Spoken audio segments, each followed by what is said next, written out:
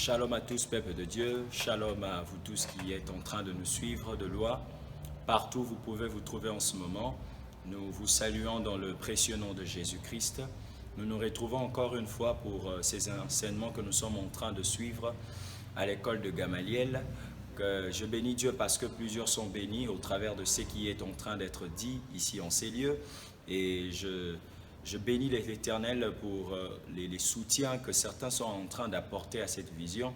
Elle est encore petite, c'est vrai, mais c'est toujours la petite fleur, comme la Bible parle aussi de ce rejeton, qui peut être négligé parce que c'est un tout petit truc. Mais j'ai béni Dieu pour les gens qui sont en train de voir déjà la grandeur dans ce qui est en train d'être fait. Alors nous allons prier déjà pour commencer parce que nous nous retrouvons encore pour continuer en fait la suite de ce que nous étions en train de parler l'autre fois concernant le renouvellement de l'intelligence, l'importance de cela, pourquoi Dieu le veut pour nous. Alors je veux déjà prier pour que l'on puisse commencer. Saint-Père de gloire, je viens te dire merci. Merci pour cette occasion précieuse. Merci pour cette faveur divine encore que tu nous accordes, Éternel, de nous tenir ici en ces lieux, de partager, Éternel et Dieu, ta parole et, Père éternel et Dieu, d'être renouvelé dans notre intelligence au travers de la connaissance de la personne de Christ et la connaissance de la vie des dieux en nous. Seigneur Dieu des armées, je te prie pour celui qui va m'écouter. Fais de sorte qu'il ne m'écoute pas avec ses oreilles seulement, mais donne-nous la capacité, éternelle et Dieu des armées, de t'écouter avec nos cœurs. Donne-nous un esprit enseignable. Dans le nom précieux de Jésus, nous avons ainsi prié. Amen. Alors, je sais que nous étions en train de parler d'un point très important. Premièrement, ce que je dois souligner pour tout un chacun, c'est que nous avons besoin de vos soutiens, nous avons besoin de toutes sortes de choses que vous pouvez nous faire part pour que cela puisse aider en fait l'œuvre de Dieu que nous sommes en train de faire, de pouvoir avancer encore mieux. Raison pour laquelle déjà je vais t'inviter, toi qui nous suis, de pouvoir t'abonner. S'il vous plaît, abonnez-vous massivement. Nous avons besoin de vos abonnements parce que cela aussi soutient en fait l'œuvre que nous sommes en train de bâtir ensemble avec vous. Moi, je sais que Dieu vous a mis à cœur de pouvoir soutenir. Alors, vous avez le numéro qui est affiché au bas de l'écran. Vous avez aussi nos comptes et vous pouvez aussi nous écrire sur ce numéro parce que c'est le même numéro WhatsApp. Alors, nous sommes là.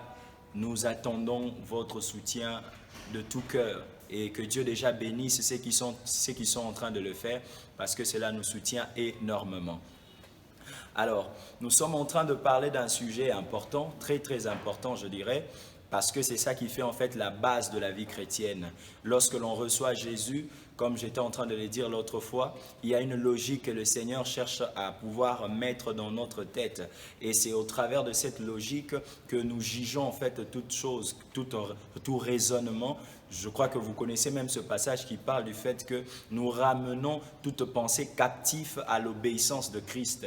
On parle dans d'autres versions de tout raisonnement captif à l'obéissance de Christ. Pourquoi? Parce que l'Éternel veut en fait soumettre notre pensée à une autre logique et c'est cette logique qui va bâtir en fait la suite de notre marche. Raison pour laquelle j'ai toujours dit aux enfants de Dieu, c'est lui qui n'a pas encore compris Dieu aura du mal à vivre la vie de Dieu. Parce que la vie de Dieu, on la vit mieux que lorsqu'on l'a bien compris. Alléluia.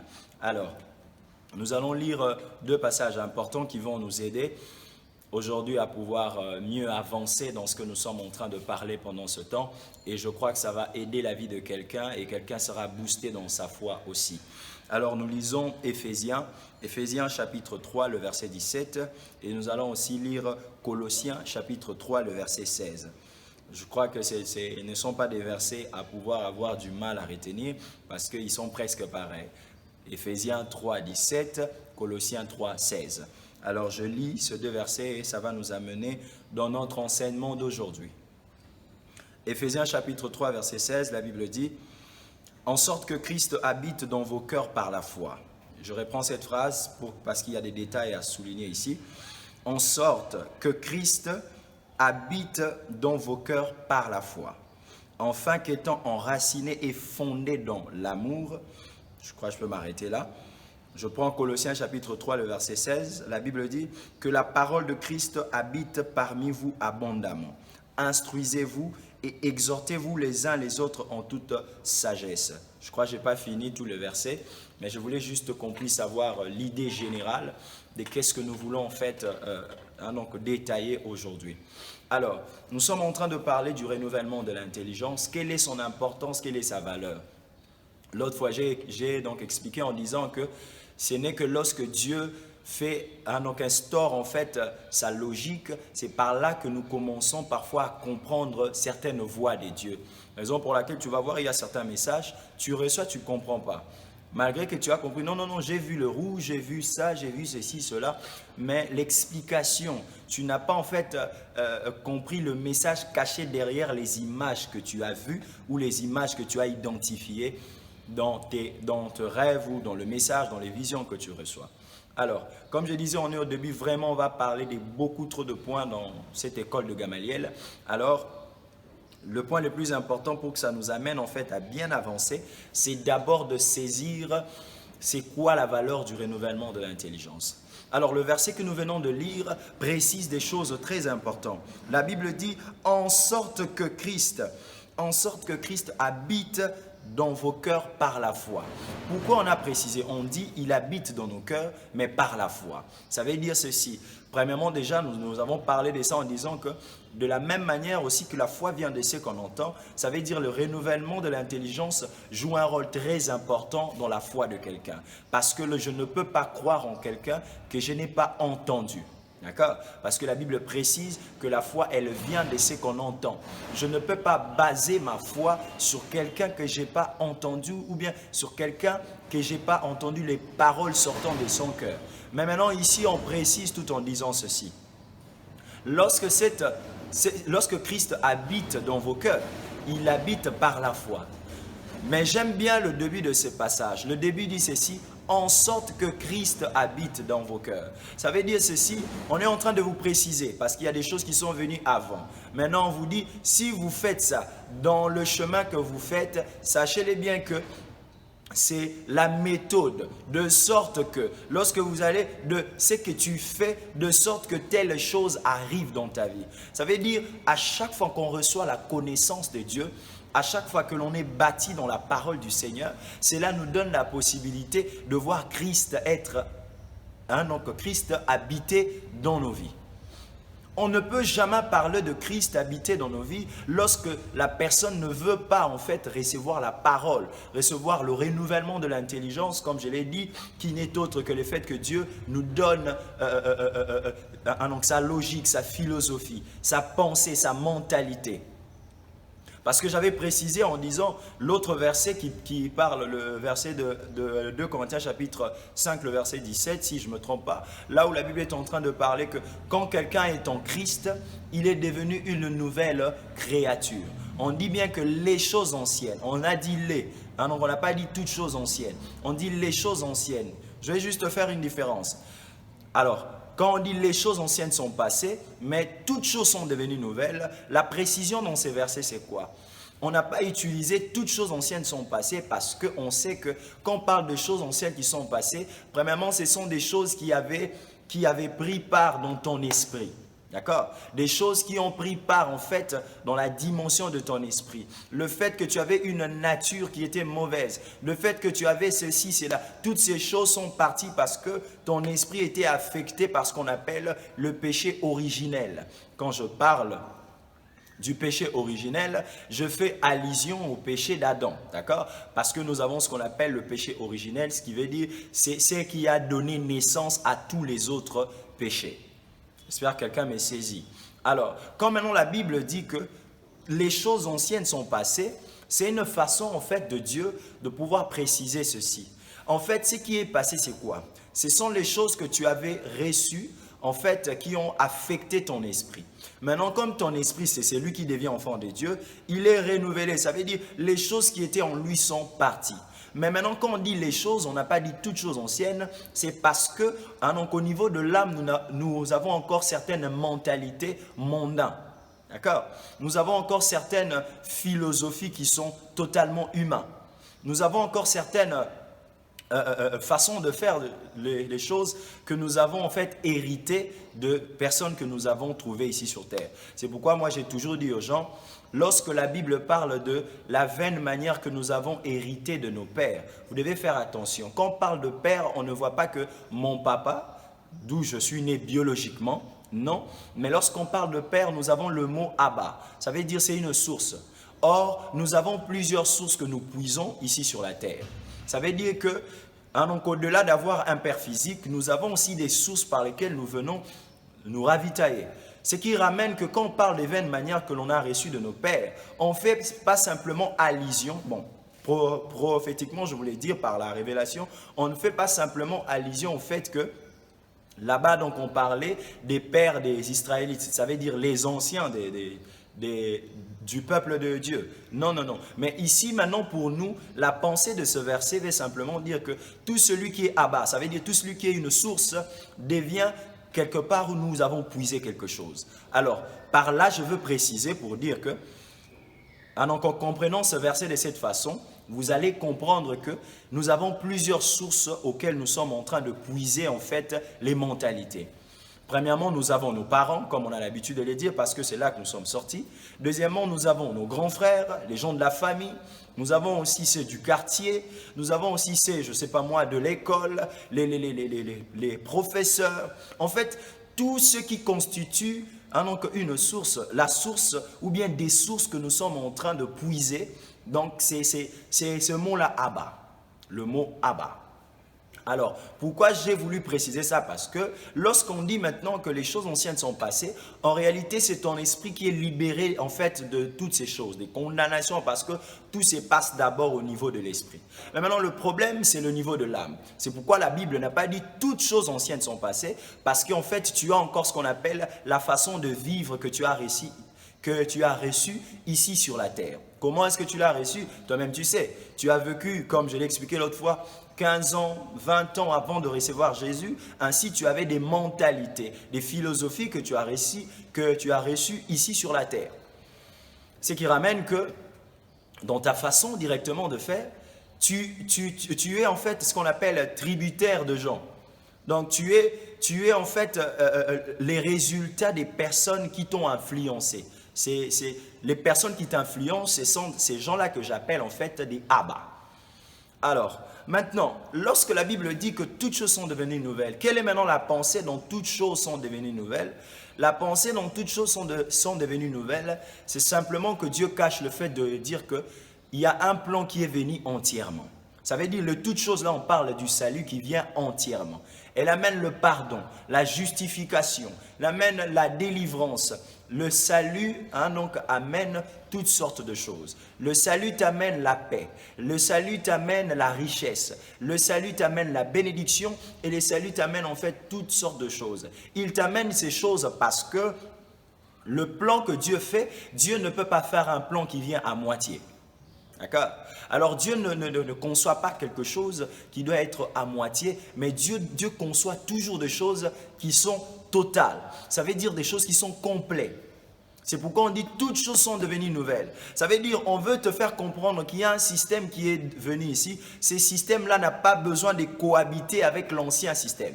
Il n'a même pas besoin de dire que bon, comme toi tu es venu avec 60%, laisse-moi à la mentalité que je vivais avant de pouvoir garder les 20% de l'autorité ou bien du terrain. Non. Le salut maintenant qui vient avec toutes choses nouvelles, ça veut dire elle vient avec l'intention. Quand les gens disent toutes choses nouvelles, l'intention c'est de te faire comprendre que Dieu n'a pas besoin que tu l'aides. Ça veut dire tout ce que lui amène, donc il amène, il y a déjà ce qu'on appelle, dans le salut, on a ce qu'on appelle la capacité implicite de cette vie.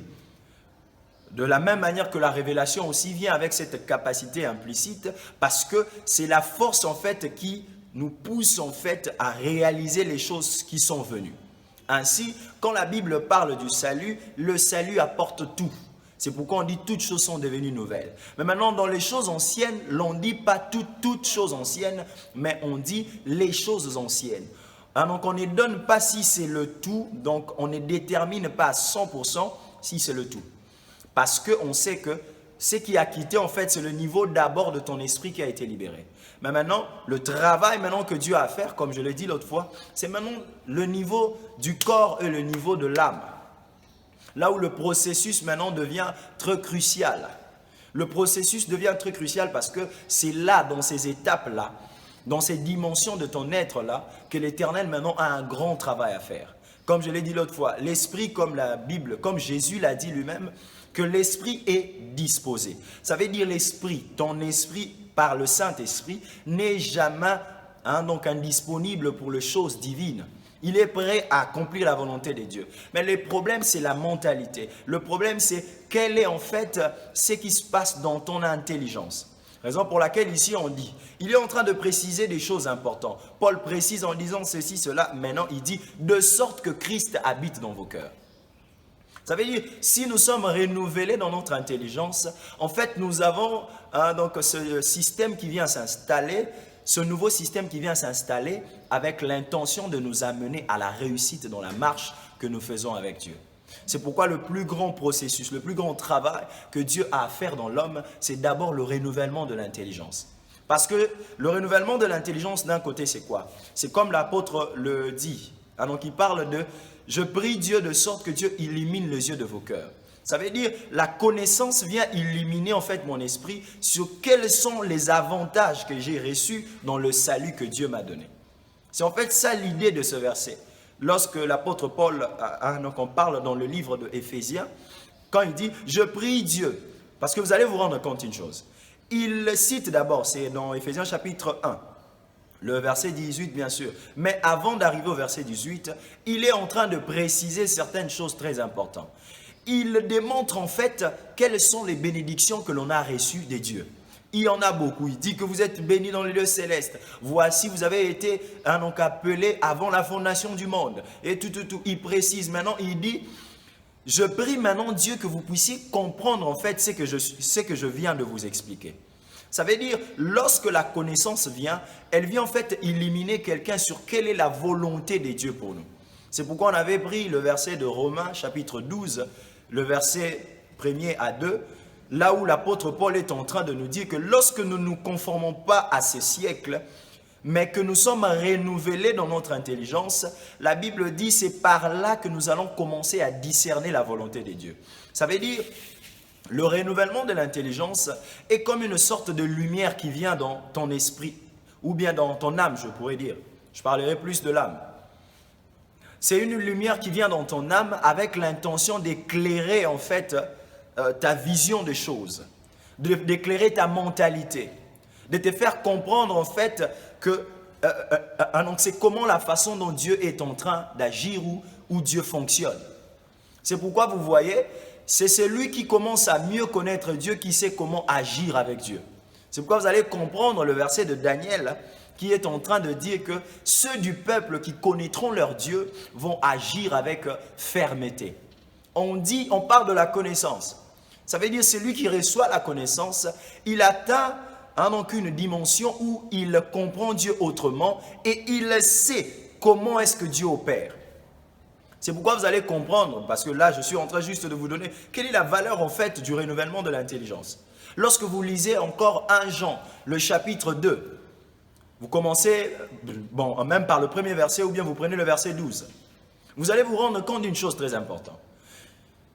Jean est en train de parler sur le fait que je vous parle à vous ou bien je vous écris à vous des pères parce que vous avez connu celui qui a existé depuis les commencements. S'il est en train de préciser sur cette chose, c'est une façon de dire, c'est lui qui a reçu le renouvellement de l'intelligence. C'est lui qui a été transformé dans son système de pensée. Il finit par maîtriser, comprendre comment Dieu opère et il a la facilité d'opérer avec le Seigneur. Tout ça, ce sont des choses qu'un enfant de Dieu doit chercher en fait à avoir dans sa tête pour comprendre l'importance du renouvellement de l'intelligence. Dieu ne nous renouvelle pas parce que c'est ça seulement l'objectif, non. J'aimerais préciser. La vie chrétienne, l'objectif de la vie chrétienne, ce n'est pas d'abord le renouvellement de l'intelligence, non. Mais le premier, je dirais, la condition en fait pour vivre la vie chrétienne, c'est être renouvelé. Ça veut dire subir ce renouvellement. Pourquoi je dis ça? Parce que, je prends un exemple, tu viens d'acheter une nouvelle voiture et la voiture en question, tu ne sais pas comment tu peux conduire. Je prends un exemple, lorsque quelqu'un qui est habitué avec l'automatique et maintenant là, il achète une voiture qui est manuelle. Il aura du mal en fait à maîtriser en fait la boîte ou bien la façon dont le manuel fonctionne. Alors, qu'est-ce qu'il aura besoin? Il aura besoin de quelqu'un qui doit lui apprendre comment est-ce que fonctionne une voiture qui est manuelle. Et c'est en ce moment, lorsqu'il va recevoir en fait la connaissance sur comment fonctionne, il aura la possibilité maintenant de conduire. Manuel. Et c'est en ce moment, lorsqu'il va recevoir en fait la connaissance sur comment fonctionne, il aura la possibilité maintenant de conduire. C'est ça en fait l'objectif du renouvellement de l'intelligence. Une nouvelle vie s'est installée en toi. Mais l'objectif de cette nouvelle vie, c'est qu'il y a des choses que tu dois vivre avec Dieu ici sur la terre jusqu'au moment où tu iras encore au ciel. Mais maintenant, pour comprendre cette vie qui est une voiture, pour comprendre comment est-ce que fonctionne la boîte en question, tu as besoin maintenant de ce qu'on appelle le renouvellement de l'intelligence. Ça veut dire, sans le renouvellement de l'intelligence, tu ne peux pas jouir entièrement de la vie que Christ t'a réservée. Ah oui, c'est ça. Parce que l'homme ne jouit que de la vie que Christ lui a réservée lorsqu'en fait il a saisi en fait ce qu'on appelle la façon dont Dieu fonctionne ou comment est-ce que Dieu a conçu en fait cette vie-là qu'on appelle le salut. Et celui qui ne saisit pas ces choses, il va toujours passer à côté. C'est pourquoi tu vas voir, tu peux faire 20 ans de vie chrétienne, 10 ans de vie chrétienne, 5 ans de vie chrétienne sans vivre une vie qui est émancipée. Quand je parle de la vie émancipée, ça veut dire, je ne parle pas d'abord du point de vue physique, parce que le salut vient d'abord travailler notre intérieur. Et c'est après que l'on remarque en fait le résultat de cela dans notre vie physique. C'est comme Galates chapitre 4 qui le dit, que aussi longtemps que l'héritier va demeurer qu'un petit enfant, il n'est pas différent d'un esclave. Quand on a parlé de ça, c'est parce qu'on veut faire comprendre à quelqu'un ceci. La mentalité d'un enfant ne lui permet pas de jouir de bien de son père. C'est de la même façon que nous trouvons en fait la valeur du renouvellement de l'intelligence. Ça veut dire la mentalité que tu as en ce moment, la façon dont tu comprends Dieu, ou tu comprends les choses de la vie par rapport à la nouvelle nature que tu as reçue de Dieu, ne te permet pas encore que Dieu mette ses bénédictions en action dans ta vie. Parce que c'est celui qui maîtrise, c'est l'héritier qui grandit, qui devient fils. Parce que lorsqu'on parle de celui qui est fils, on voit d'un côté l'état d'homme fait, l'état de celui qui devient mature. Or, la maturité ou bien la maturité, ce n'est pas autre chose que ce que nous parlons comme le fait de penser comme des grandes personnes. Ça revient toujours là, sur le niveau de l'intelligence. Ça veut dire l'intelligence qui n'est pas renouvelée, c'est une intelligence qui ne peut pas te permettre d'accéder dans tes bénédictions, d'accéder dans les richesses que Dieu t'a données ou bien que Dieu a mis dans ta vie. Il y a beaucoup de choses que Dieu a mis à ta disposition. Mais le problème est que Dieu veut d'abord que tu puisses être renouvelé dans ton intelligence.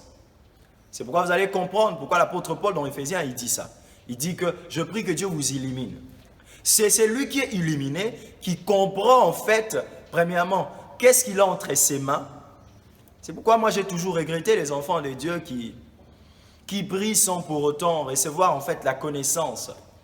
Sans pour autant chercher d'abord la connaissance. Imaginez quelque chose que Proverbe est en train de préciser en disant que recherche la connaissance plus que l'or. Appelle la connaissance ta sœur. Et l'intelligence, donc appelle ton frère. Il le précise en disant, achète la connaissance avec tout ce que tu peux avoir. Une façon de dire que c'est celui qui comprend, celui qui a la connaissance, qui atteint des grandes choses avec Dieu. Et quand d'ailleurs on vous dit dans la parole, en parlant de, donc ajouter à votre foi la connaissance. Mais ce n'est pas pour rien, bien-aimé. Parce que ce qui soutient en fait la foi que tu bâtis en Dieu, c'est la connaissance que tu as de cette personne. C'est le fait que tu as compris en fait certaines choses avec lui. Je prends un exemple. Vraiment, vous devez comprendre que si Dieu veut que vous puissiez comprendre, vous devez, que vous puissiez être renouvelé dans votre intelligence, parce que les méthodes divines ne sont pas les mêmes avec les méthodes humaines. Dieu va passer par des méthodes qui pour le monde peut sembler être différentes. Je prends un exemple.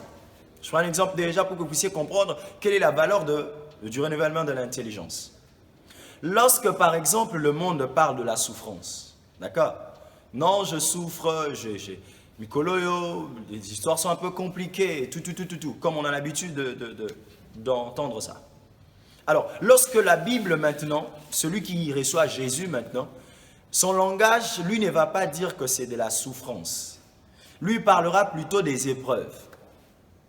Parce que directement pour lui, tout ce qui vient dans sa vie, il sait que, comme j'ai appris que Dieu est celui qui est le metteur en scène de ma vie, il est le réalisateur du film de ma vie, comme je marche selon sa volonté, rien ne m'arrive sans que Dieu ne puisse être celui qui soit est l'auteur ou le permet. Parce que je dois préciser, lorsque je parle de permettre, ça veut dire Dieu dans la permissivité, ce que nous devons retenir, c'est que Dieu n'est pas l'auteur de la chose, mais Dieu permet que la chose se passe. Ce qui est différent en fait de la volonté parfaite de Dieu. D'accord? Parce que dans la volonté parfaite de Dieu, c'est ce que Dieu avait arrêté pour toi, c'est ce qu'il accomplit. Mais maintenant, lorsque l'on parle de la permissivité, ou bien de la volonté permissive, comme on a l'habitude de le dire, l'objectif en fait, c'est de comprendre simplement que ici, ce n'est pas Dieu qui le voulait. Mais comme par exemple, certaines erreurs des hommes, certaines bêtises, donc depuis Adam ou depuis ce que toi tu fais, ce qui a conduit Dieu à laisser en fait ces choses arriver. Alors, maintenant, lorsque nous parlons de ça, tu vas comprendre que toi, tu ne peux plus dire que je souffre, mais tu vas parler des épreuves. Directement, le langage change. Toi, tu sais que Dieu permet ces choses ou Dieu met les épreuves devant moi parce qu'il veut bâtir quelque chose de très important. Mais pour le monde, lorsqu'ils voient les difficultés, donc c'est que eux appellent les difficultés que nous appelons épreuves, chez eux, cette difficulté devient une occasion de chute, devient une occasion pour s'enfoncer dans le mal. Tandis que chez nous, les enfants de Dieu, cela n'est pas le cas. Cela n'est pas le cas. C'est pourquoi vous allez déjà comprendre comment est-ce que Pierre est en train d'expliquer, en disant, ne vous étonnez pas que vous soyez dans cette fourneuse ardente des épreuves. Il ne parle pas de la souffrance. Il dit que Dieu est en train de vous éprouver. Directement, c'est lui qui comprend par exemple ces choses. Il ne jugera plus les choses selon lui. Raison pour laquelle vous allez rentrer pour comprendre pourquoi la Bible dit que l'homme spirituel et les choses spirituelles ont un langage spirituel et c'est spirituellement qu'on en juge. On ne peut pas comprendre le langage ou certaines réalités de la vie que tu as reçue sans pour autant être renouvelé dans ton intelligence. Ah, il y a vraiment beaucoup de choses à dire. Que Dieu nous fasse grâce qu'on puisse avoir en fait cette possibilité de parler en fait de toutes ces choses. Alors la chose à comprendre premièrement, dans ce que je viens de dire, c'est que dès que je reçois le renouvellement, dès que je suis renouvelé dans mon intelligence, comme la Bible le dit, de sorte que Christ habite dans vos cœurs par la foi. Et il dit, et que vous puissiez abonder dans la connaissance. J'aimerais bien qu'on le relise pour que vous puissiez bien saisir. Toujours le même verset que l'on vient de lire. Prenons Colossiens 3,16. Il dit que la parole de Christ habite parmi vous abondamment. Or, dans Éphésiens chapitre 3, verset 17, il a dit « Enfin qu'étant enracinés et fondés dans l'amour ». Il y a des choses où l'on ne peut pas être enraciné dans ça si la parole de Christ n'habite pas abondamment en nous. Comment tu veux apprendre à aimer comme Dieu si la parole de Christ n'a pas pris le temps de pouvoir être... si la parole de Christ n'est pas encore dans sa plénitude dans ta vie. Il y a des choses que Dieu opère avec ses enfants que lorsqu'ils ont la possibilité en fait de pouvoir comprendre quelles sont les méthodes, quelle est la philosophie, la pensée du Seigneur. C'est pourquoi on vous a bien précisé. Lorsque tu as reçu Jésus, l'objectif premier c'est quoi? On te précise en disant premièrement que Tu dois savoir que, comme tu es devenu enfant de Dieu, vous avez une autre façon de penser. C'est pourquoi il précise en disant que c'est ce que l'œil n'a point vu, ce que l'oreille n'a point entendu, ce qui n'est point monté dans le cœur de l'homme. Là, on parle de l'humanité de quelqu'un. L'humanité ne peut pas en fait saisir les choses spirituelles. C'est lorsque maintenant tu deviens enfant de Dieu. Lorsque maintenant tu saisis les vérités spirituelles, c'est en ce moment-là que tu peux avoir la possibilité en fait de comprendre ou de saisir ce qu'on appelle le fait de devenir captif ou bien le fait de soumettre toute pensée à l'obéissance de Christ. Vous lisez ce verset, mais le problème est que comment s'applique en fait ce verset dans la vie d'un enfant de Dieu? Pour bien comprendre ce verset, lorsqu'on dit que, enfin de ramener toute pensée captive à l'obéissance de Christ, on ne le ramène que captif à l'obéissance de Christ lorsque l'on a reçu en fait, lorsqu'on a été influencé par une nouvelle pensée, qui est la pensée de Dieu. Lorsque nous avons compris quelle est l'importance en fait de recevoir du côté de Dieu ce qu'on appelle sa philosophie. Parce que sans la philosophie divine, vous ne pouvez pas, j'insiste encore et encore, vous ne pouvez pas jouir en fait du salut que vous avez reçu. Je prends un exemple, juste un exemple clair pour que vous puissiez comprendre. Il y a des gens qui ont reçu Jésus, mais lorsqu'ils ont reçu Jésus, ils continuent à croire qu'ils doivent faire des efforts pour atteindre des choses avec Dieu.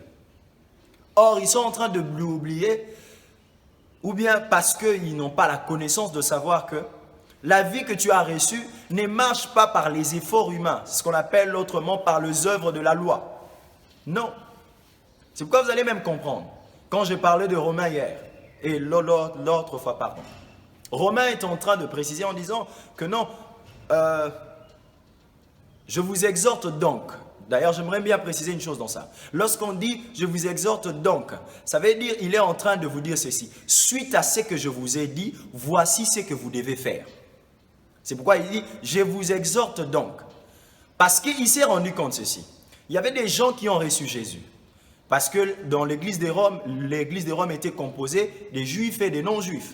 Mais le problème est que comme les Romains avaient de l'influence avec leur culture, ils devaient normalement préciser certaines choses pour que les gens comprennent. C'est pourquoi vous allez comprendre du premier chapitre, depuis le chapitre 1 jusqu'au chapitre 11, l'apôtre n'a fait que premièrement expliquer en fait l'état de l'homme. Il explique l'état impur de l'homme. Il quitte le fait d'expliquer l'état impur de l'homme. Il explique la méthode de la rédemption. Il explique cette méthode que Dieu va utiliser pour sauver maintenant l'homme. Parce que tu ne peux pas en fait aider quelqu'un qui est malade si tu ne lui fais pas d'abord comprendre que voici tu es malade. Alors, c'est ce que maintenant l'apôtre Paul va faire dans le livre de Romains. Il montre la maladie de l'homme. Il montre la maladie de l'humanité, de la chair, je dirais, ou bien de la nature de l'homme. Maintenant, il nous montre comment est-ce que Jésus est prêt à nous sauver. Mais il nous dit bien qu'il ne nous sauve pas parce qu'on fait des œuvres. Mais il précise en disant qu'étant justifiés par la foi, nous avons la paix avec Dieu. Romains chapitre 5, le verset 1. Il dit, étant justifiés par la foi, nous avons la paix avec Dieu. Il ne dit pas que, étant justifiés par les œuvres. Donc là-bas déjà, il veut vous faire comprendre que si tu vas compter sur les œuvres que tu fais, tu vas passer à côté de la pensée du salut. Il quitte encore cette étape. Il précise encore des choses importantes. Il dit maintenant, regarde ce qui se passe. Tu dois savoir que dès aujourd'hui, tu es mort avec Jésus. Chose qui est étonnante pour certains. Comme, je dirais, comme ce qui s'est passé avec le docteur de la loi, Nicodème.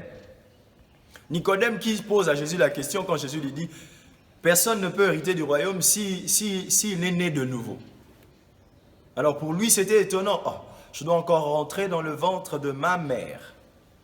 Chose que lui n'a pas bien saisi, en fait, quelle était la pensée du Seigneur derrière. Alors, c'est par exemple dans de telles choses que nous avons besoin, en fait, du renouvellement de l'intelligence.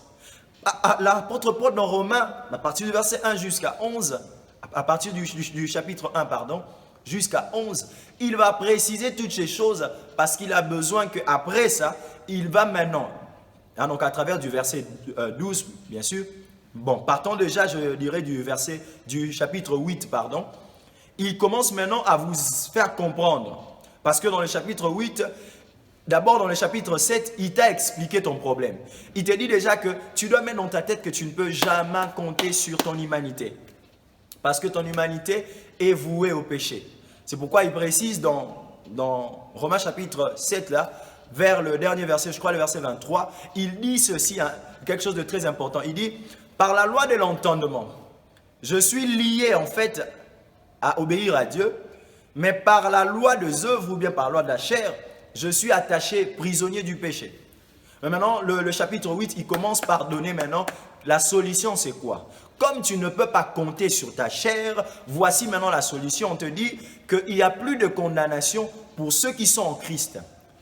Je sais que ces versets dans nos versions d'aujourd'hui, en fait, on a coupé une partie. D'accord? En fait, le verset en question n'était pas composé simplement de la manière dont Louis II nous le présente.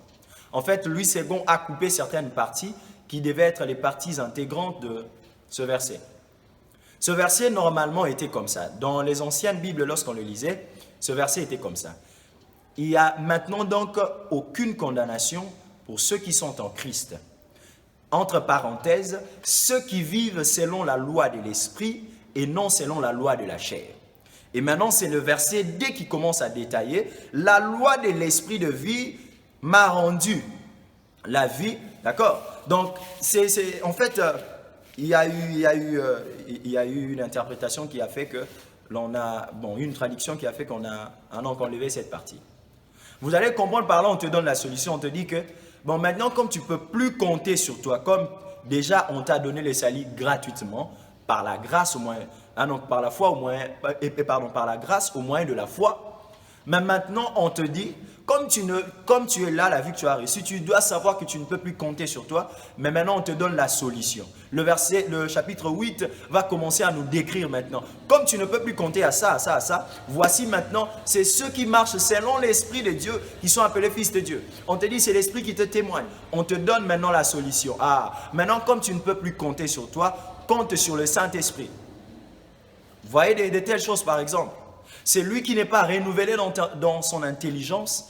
Il ne peut pas saisir en fait ces réalités. Il ne peut pas saisir en fait les voies que Dieu passe. Pour lui, ça va être quelque chose qui ne sera pas compris. Parce qu'il cherche à les saisir au travers de la logique qui est humaine. C'est pourquoi je précise des choses très importantes en disant que vous devez faire l'effort de méditer la parole du Seigneur. Parfois, on ne lit pas la Bible parce que l'on a compris parce que l'on a saisi les révélations. Parfois, on lit la Bible parce qu'on veut juste avoir cette connaissance doctrinale ou bien cette connaissance de base, des Écritures, c'est tout. Parce que Dieu va finir par envoyer quelqu'un, Dieu va finir par t'éclairer dans certaines choses et quelqu'un viendra en fait te donner en fait ce qu'on appelle les principes de la lecture. Il te donnera les bases, comment comprendre par exemple la Bible. De tels sujets, on va en parler, je crois que dès qu'on finira sur le renouvellement de l'intelligence. Alors, lorsque maintenant quelqu'un saisit ces choses, il comprend que, donc si je ne fais pas ça, voici l'importance en fait du renouvellement de l'intelligence parce que je ne peux pas accéder dans mon héritage sans renouvellement. Personne ne peut accéder dans sa dimension de grandeur en Christ sans le renouvellement. Parce que regardez déjà l'objectif. Dieu sait qu'il t'a béni. Il pouvait ou ne pas mettre en fait les personnes comme les apôtres, les docteurs, les évangélistes. Mais dans la bénédiction qu'il te donne, il va envoyer ces personnes qui vont faire comme des dons aux hommes. L'objectif c'est quoi? C'est pour le perfectionnement de ça, en vue de l'œuvre du ministère. Pourquoi il nous perfectionne? On précise à la fin pour dire que non, c'est pour que l'on puisse atteindre la stature parfaite de Christ. Comment tu peux agir comme Christ sans atteindre la stature de Christ? Or, celui qui atteint la stature de Christ, c'est celui qui est renouvelé. Alors, je veux finir par parler de ce point très important parce que le temps nous fait défaut. Et je veux encore insister à tout un chacun, abonnez-vous. Nous avons besoin de vos abonnements. C'est très important pour nous. Cliquez aussi sur la petite cloche qui va aussi vous faire accéder à tous nos vidéos pour que vous puissiez suivre tous les enseignements que nous sommes en train de vous émettre en ce moment. Alors, je veux parler maintenant d'un point très important dans le renouvellement de l'intelligence. Toujours dans l'aspect de comprendre quelle est la valeur du renouvellement de l'intelligence. Alors, je parlerai de ce qu'on appelle la ressemblance à Dieu. Un point très crucial. Lorsque l'homme, dans le jardin d'Éden, Dieu l'a créé, selon Genèse chapitre 1, le verset 26, dans la version Semeur, l'on dit « Faisons les hommes à notre image, afin qu'ils nous ressemblent. » Bon, c'est vrai, peut-être ça peut vous choquer de savoir que là-bas on dit « Faisons les hommes ». Parce qu'en fait, ce verset cache une révélation. Lorsque dans cette version on dit « Faisons les hommes », on veut préciser une chose de très importante. On veut préciser ceci que, quand la Bible dit les hommes, ça veut dire Dieu crée une personne, mais qui a la sémence de toute l'humanité. C'est pourquoi quand il dit créons les hommes, ça veut dire c'est dans Adam qu'on trouve déjà en fait la reproduction de l'humanité. En fait, c'est ça l'idée. Alors, maintenant lorsqu'on passe à ça, vous devez savoir ceci, lorsque la Bible dit ça, que créons l'homme à notre image, afin qu'il nous ressemble. L'objectif, ce n'est pas l'image, mais l'objectif, c'est la ressemblance. D'accord? C'est pourquoi vous allez comprendre que lorsque Adam va pécher, ce qu'Adam va perdre en fait, ce n'est pas l'image de Dieu parce qu'il était composé de la façon dont Dieu l'avait formé. Ça veut dire la forme que Dieu te donne, ce n'est pas ça en fait qui compte d'abord en premier. Mais ce qui compte, c'est ce qu'on appelle la ressemblance. Je vais expliquer la ressemblance, c'est quoi? Alors, quand Dieu nous crée, le but, c'est la ressemblance. Il nous donne son image, enfin qu'on le ressemble. Ça veut dire, Dieu ne nous donne pas que son image parce qu'il veut que l'on puisse le porter, ça donne de l'apparence. Sinon, nous allons tomber dans Ésaïe chapitre 4, là où Dieu est en train de parler de ces femmes qui étaient en train de dire à un mari, « Fais-nous simplement porter ton nom ». Ça veut dire qu'il veut seulement avoir quelque chose qui apparaît devant les gens, qui est identique à la personne de leur mari, mais sans pour autant incarner le caractère. Vivre donc, tout en dépendant du mari. Alors, la ressemblance, c'est quoi? La ressemblance, en fait, c'est le fait d'agir comme Dieu. C'est ça, en fait, en cours, le mot ressemblance. Ça n'a pas très comme on a l'habitude de le dire donc en lingala ou bien en français. Ça ne colle pas vraiment trop. En fait, le mot ressemblance, selon la Bible, parle de agir comme quelqu'un. Quand on dit « tel le ressemble », dans la Bible, quand on parle de ressembler, on voit plus l'aspect agissement que l'aspect morphologie. D'accord? On voit plus le côté, bon, comme on le dit dans le monde. Quand je peux dire aussi ressembler, je parle de la démarche, la façon de parler. Alors, Dieu attend que l'on puisse le ressembler. C'est ça l'objectif de la création. Comme Dieu, il est Dieu dans les cieux, il précise en disant que le ciel est pour Dieu, la terre est pour le Fils des hommes. Ça veut dire qu'il veut que tu agisses sur la terre comme lui agit au ciel. Dans le ciel, pardon. Donc, on va comprendre que l'image que Dieu nous donne, ce n'est pas ça en fait l'objectif. L'objectif, c'est la ressemblance. Mais maintenant, quand on parle de la ressemblance, c'est tant que agir comme Dieu. Ah, le temps nous fait défaut, on va finir ici. Quand on parle de la ressemblance comme agir comme Dieu, c'est une précision en fait pour nous de saisir que ce n'est que celui qui agit comme Dieu qui peut en fait incarner ce qu'on appelle la façon de faire de Dieu. Parce que quand on dit déjà agir comme Dieu, ça veut dire j'ai fait les choses comme Dieu. Mais comment faire les choses comme quelqu'un si je n'adhère pas à sa philosophie, si je n'adhère pas à sa pensée? C'est là où maintenant vous allez comprendre la valeur du renouvellement de l'intelligence. Maintenant, Adam va perdre ça. Je crois que dans la prochaine vidéo, nous allons commencer par ici, parce que le temps déjà nous fait défaut. Alors, je veux te prier déjà de suivre l'intégralité de tous ces messages sur notre chaîne YouTube. Vous avez juste à taper Chrétien Christian, comme cela est écrit donc au bas de l'écran. Vous avez juste à aller visiter notre chaîne et Dieu va énormément vous bénir. Voyez aussi sur notre page Facebook, là où nous sommes en train de diffuser en fait ces enseignements, malgré que là-bas nous ne le faisons qu'à moitié, mais dans l'intégralité de messages, nous les lançons sur notre compte YouTube. Écrivez-nous, mettez vos commentaires, abonnez-vous, que ce soit sur notre chaîne YouTube, que ce soit sur notre page Facebook, sur le nom de Chrétien Christian MK. Alors je veux vous prier de vraiment donc partager ces enseignements et de vous mettre en application sur ces choses. Je vais déjà prier pour que l'on puisse clôturer. Saint-Père de gloire, merci pour ce qui s'est passé aujourd'hui. Je recommande, Père éternel et Dieu, cet enseignement, c'est que l'on a entendu de toi entre tes mains. Dirige-nous, guide-nous de sorte que l'on puisse rester dans cette philosophie que tu nous donnes. Donne-nous la possibilité de comprendre et de saisir, Père éternel, la valeur du renouvellement de l'intelligence, de sorte que l'on avance, de sorte que la soif, Père éternel, soit déclenchée par l'Esprit en nous, car c'est lorsque tu nous donnes aussi la connaissance qu'une soif se déclenche. Car parfois la soif est là, parfois le besoin est là dans notre esprit, mais parce que l'on n'a pas compris l'importance, parfois c'est l'ignorance qui empêche la soif, Père éternel, d'entrer en action. Alors je te prie, parce que l'on a reçu, déclenche cette soif de ta parole et amène-nous plus loin pour la gloire de ton Saint-Nom. Nous avons ainsi prié, nous disons tous Amen. Que Dieu vous bénisse énormément, rejoignez-nous et suivez tout ce que nous sommes en train de diffuser. Alors pour le moment, nous passons chaque jeudi, comme nous avons dit sur notre page Facebook qui est déjà écrit sur un encobas de l'écran. Alors vous allez noter, vous allez commenter, vous allez faire tout ce que vous pouvez faire qui peut nous aider. Et s'il y a aussi des questions, laissez-nous des questions. Nous ne manquerons pas à vous éclairer sur la parole du Seigneur. Que l'Éternel vous bénisse abondamment.